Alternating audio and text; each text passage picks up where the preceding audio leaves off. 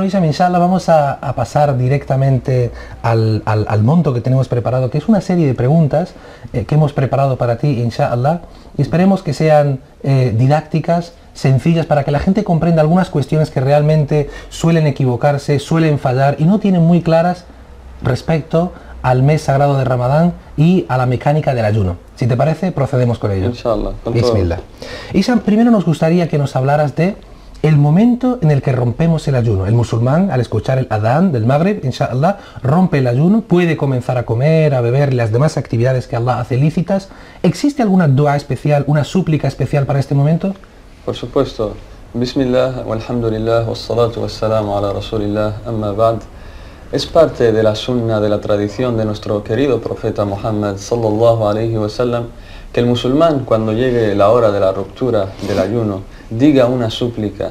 Y estas súplicas para el musulmán son como alimento para el alma, porque una persona, es parte de la creencia del Islam, de los musulmanes, el saber que nosotros estamos compuestos de cuerpo y alma. El cuerpo físico lo alimentamos a base de alimentos y de comida, pero nuestro alma tiene otro tipo de alimento, y cómo no, ese alimento son las palabras de Dios, y en este caso las súplicas que Dios le enseñó a su amado profeta Muhammad sallallahu alaihi wasallam, para que así nos la enseñe a todos nosotros. Entonces es parte de la sunna. Cuando digo sunna, nos referimos a todos los hechos, a todos los dichos, a todas las acciones que hizo nuestro querido profeta Muhammad sallallahu alaihi wasallam. Entonces todo musulmán está obligado a seguir ese ejemplo de nuestro profeta Muhammad sallallahu alaihi wasallam.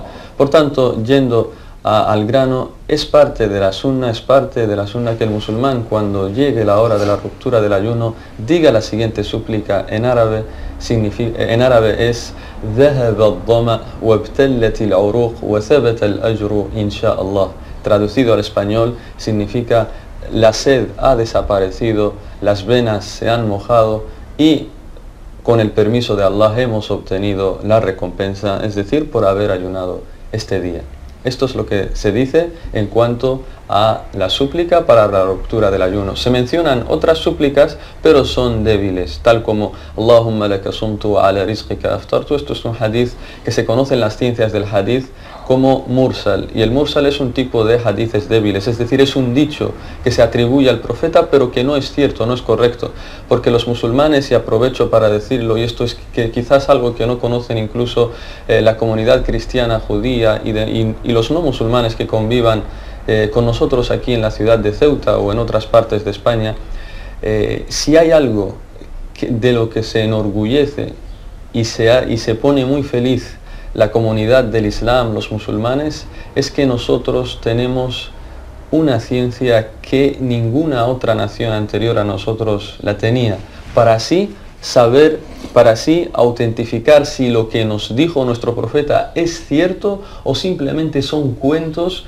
que nos han relatado nuestros ancestros. Y esa ciencia es la que estamos estudiando en la Facultad de Hadith, se llama la ciencia del isnad, el conocimiento del isnad. El isnad es una palabra árabe y en español es las cadenas de transmisión. Es decir, si decimos que el profeta dijo tal cosa y el profeta vivió hace como 1400 años, es porque tenemos la cadena de transmisión de todos los hombres que llegan hasta el profeta sallallahu alaihi wasallam. Y por eso ves que los árabes tienen libros de genealogía de gente que vivió en cada siglo. Entonces decimos: fulano escuchó de fulano, que éste escuchó a su vez de fulano, así, hasta llegar y dice al final: y escuché del profeta decir tal cosa. Y analizamos todos esos hombres narradores de la cadena, vemos que efectivamente dijeron tal cosa, porque no podemos aceptar que alguien nos diga dijo el profeta, pero no tiene una cadena de transmisión. Vale, ¿de quién escuchaste tú esto? Es algo que a lo mejor otras religiones no lo tienen.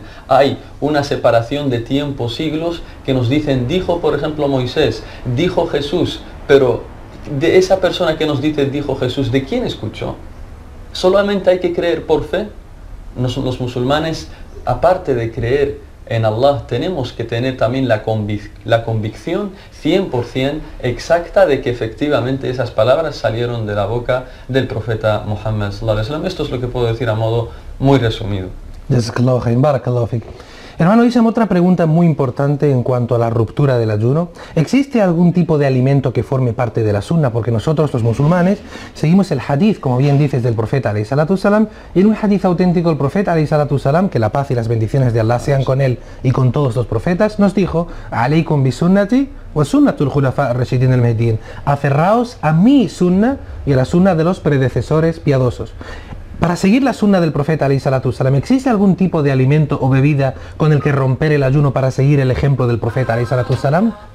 Sí, alhamdulillah, por la bendición de Allah también tenemos la tradición, la sunna, cómo rompía el ayuno nuestro querido profeta Muhammad sallallahu alayhi wa sallam.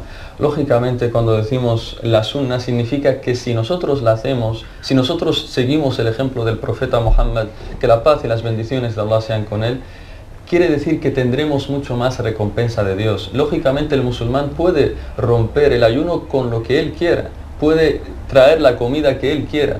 Nosotros estamos hablando de la excelencia, de la perfección, de seguir el ejemplo de un mensajero de Dios, gente que Dios elige para así transmitir su mensaje. Y nuestro querido profeta Muhammad sallallahu alaihi wasallam, cuando rompía el ayuno lo hacía con dátiles, y si no había, lo hacía con agua, porque esta era pura. Purifica tanto el cuerpo como el alma. Ya hemos dicho, nosotros queremos alimentar nuestro alma, entonces él lo hacía con dátiles o si no con agua, y acto seguido se levantaba a rezar el salat al maghrib y ya después comía lo que le apetecía. Otra pregunta es la súplica. La súplica del ayunante. Conocemos el hadith que Allah responde la súplica del ayunante, pero no nos queda muy claro, hermano Isham. ¿La súplica es respondida por Allah en el momento de romper el ayuno o en otro momento en particular? Jazakallahu khairan por esa pregunta, porque aprovecho para así aclarar este tema. Hay un hadith auténtico, hay un dicho auténtico, y cuando digo auténtico significa que hay dichos del profeta que se le atribuyen al profeta pero que son falsos. ¿Por qué? Porque en la ciencia del isnad se ha descubierto que son falsos. Pero hay dichos auténticos del profeta Muhammad sallallahu alaihi wasallam que nos dice que el musulmán, cuando rompe el ayuno, cuando empieza a comer, la súplica le es respondida. Pero hay otro dicho que quizás pocos hermanos nuestros musulmanes lo conozcan, que nos dice que la súplica del ayunante es respondida durante todo su día de ayuno. Es respondida a las 9 de la mañana, es respondida a las 12, es respondida a las 3 de la tarde, etcétera, etcétera, hasta que llegue la hora del momento de la ruptura. Por tanto, todos aquellos hermanos que tengan sueños, deseos por alcanzar, permitidos, etcétera, que aprovechen su día de ayuno para así pedirle a Dios todo lo que quieren, a aquellos que están enfermos, para así sanarse, inshallah. Barakallahu fik. Otra cuestión importante es acerca de los modales. Los modales son muy importantes para el musulmán. El profeta Muhammad alayhi salatu salam, que la paz y las bendiciones de Allah sean con él y con todos los profetas, nos dijo: el mejor de vosotros es aquel que demuestre mejores modales. ¿Nos podrías hablar un poquito acerca de los modales a la hora de comer, a la hora de romper el ayuno, sobre todo durante el mes de Ramadán? Inshallah. Sí, es parte también de las cosas a las que incita el Islam, el tratar siempre de que en este mes uno fomente más los lazos familiares, uno se sienta a comer, a romper el ayuno con su madre, con sus padres, hijos, hermanos, etc. El no abusar en las comidas que uno trae para la hora de romper el ayuno, sino comer lo normal, lo equilibrado, porque si uno se llena de comida después al salir a la mezquita para rezar, pues le cuesta más, sentirá más peso, se le sentirá que el salat, la oración, es más pesada. Entonces nosotros aconsejamos que lleven un equilibrio para así tratar de disfrutar este bendito mes de Ramadán, aparte de evitar insultar a la gente en la calle, evitar hablar mal de las personas, ya sea que uno está ayunando o no, evitar de siempre tener una sonrisa para los pobres, para los necesitados, ayudar a la gente que te pide ayuda en este bendito mes de Ramadán, etcétera, etcétera, etcétera. Otra pregunta que nos gustaría formularte es uno de los protagonistas principales durante el mes sagrado de Ramadán, que es la figura de Suhur. Suhur, que es el alimento o la bebida que tomamos en la última parte de la noche antes del adán del Fajr. ¿Nos podrías hablar de las bendiciones de Suhur? ¿Qué dice el profeta alayhi salatu salam acerca de esto? Inshallah, jazakallahu khairan por la pregunta. Sí, los sabios del idioma árabe, los eruditos, mejor dicho, del Islam, el Suhur lo clasifican en tres tipos, o hay tres palabras que se parecen pero tiene cada una un significado diferente. Está lo que llamamos Sahar, está lo que llamamos sahur y está lo que llamamos suhur. Entonces el sahar, ¿qué es? Es el tiempo en el que uno tiene que comer estos alimentos antes de ayunar. Para ser más breve y claro en este tema, es una comida que se tiene, que uno come, valga la redundancia, para así estar como más preparado para el día que le espera el ayuno. Es como para reponer fuerzas, y aparte que esa comida es una bendición en sí misma para el musulmán, porque el profeta sallallahu alaihi wasallam nos dijo que Dios y sus ángeles ofrecen amor y paz y bendiciones para aquellos que toman el suhur, para aquellos que se levantan minutos antes del fajr para así tomar este alimento. Y nuestros sabios lo han determinado como el tiempo que lo más recomendable es que sea 15-20 minutos antes de que llegue la hora del fajr, antes de que llegue la hora del subh, para así parar ya de ayunar. Entonces uno toma algo ligero, un yogur, zumos, etcétera, para así dátiles, para así prepararse para el día que le espera. Y el hadith, como digo, el dicho del profeta nos dice que hay mucha bendición para aquellos que toman el suhur. Jazakallahu khairan. Hermano Hisham, el mes de Ramadán es un mes en el que nos aferramos al recuerdo de Allah, es un mes en el que intentamos hacer todas las acciones positivas y buenas durante el día, durante el mes, pero también es un mes en el que es intercalado con nuestras vidas diarias, cotidianas, nuestras rutinas, y por ello ocurren cosas que ocurren también fuera del mes de Ramadán. Nos preguntan nuestros hermanos, porque parece ser que hay dudas en algunas personas, ¿qué nos puedes decir acerca de cortarse las uñas, cortarse el pelo durante el mes de Ramadán? Agradezco esta pregunta porque será causa para que este tema esté más claro entre nosotros, entre los musulmanes, entre nuestros hermanos. Alhamdulillah, se ha estado a lo mejor extendiendo, ya sea por ignorancia o por otras causas, que el musulmán cuando está ayunando no tiene que cortarse las uñas o cortarse el pelo, etc. Y esto no, debo decir que sí puede el musulmán, es más, tiene que cortarse las uñas, tiene que cortarse el pelo, porque el musulmán es una persona higiénica, es una persona que siempre muestra su mejor lado, su mejor aspecto físico. Por tanto, hermanos, sí es permitido este hecho. Jazakallahu khairan. Y seguimos con las actividades diarias, sobre todo dentro de la higiene del musulmán. ¿Qué nos puede decir acerca de...? Bueno, creo que esta pregunta es mucho más hecatómbica, si se puede decir, porque muchos dudan de ello y algunos lo rechazan.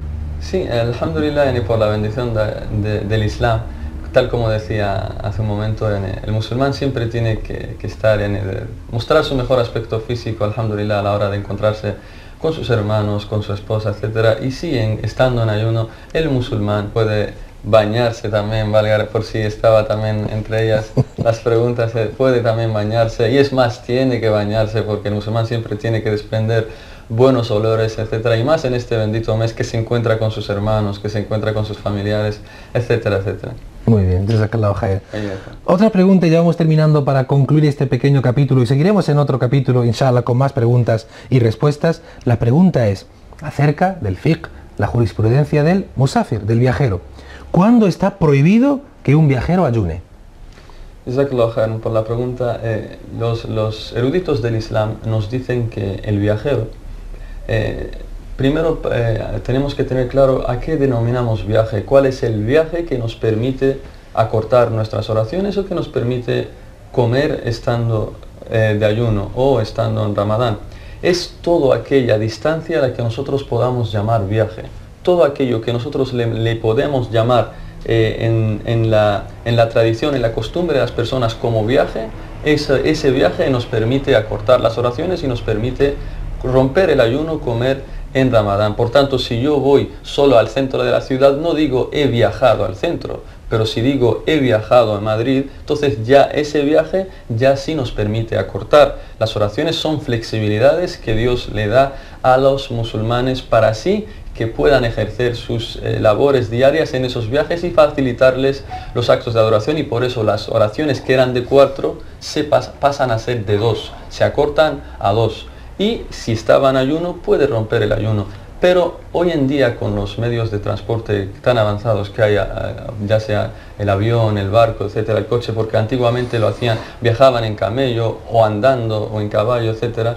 Entonces los sabios hoy en día dicen que si el viaje si ayunar en ese viaje no te va a debilitar, sino que para ti va a ser lo mismo, ayunar o no ayunar, imagínate viajar, hacer un viaje a Málaga en avión que a lo mejor te dura solamente media hora o unos minutos nada más, y tú para ti ves que no te va a afectar en ningún aspecto de tu salud, entonces es permitido, es recomendable ayunar. Pero si ese viaje te va a debilitar tanto que vas a perder las fuerzas, etcétera, etcétera, entonces tienes que comer y romper tu ayuno. Jazakallahu khairan. Y vamos con la última pregunta, inshallah, que curiosamente tiene que ver con el debilitamiento del cuerpo y es algo relacionado con la salud, algo relacionado con las cuestiones médicas. Nos referimos a las transfusiones de sangre, a las análisis de sangre, incluso las donaciones de sangre durante el mes de Ramadán. ¿Qué nos puedes decir acerca de esto, hermano Hisham? Nuestros eruditos del Islam nos dicen que el musulmán, si tiene, por ejemplo, tiene cita con el médico para así hacerse un análisis de sangre, generalmente los análisis de sangre no te extraen mucha sangre, sino que es algo irrelevante, pero lo que podemos decir es que no anulas tu ayuno, puedes seguir ayunando incluso si te haces un análisis de sangre. Cosa diferente es que hagas una donación de sangre, porque cuando uno hace una donación le suelen extraer mucho más sangre que en los análisis. Por tanto, las donaciones de sangre sí anulan el ayuno, sí rompen el ayuno. El musulmán tendría que recuperar ese día y si puede trasladar esa donación, hacerlo por la noche, mejor que mejor, y así no anula su ayuno durante el Ramadán. Pero los análisis de sangre no anulan el ayuno, puedes seguir ayunando, de hecho tienes que seguir ayunando. Jazakallahu khairan, barakallahu fik, hermano, por estas fantásticas y didácticas respuestas. Pedimos a Allah que nos ayude para actuar de acuerdo a ello.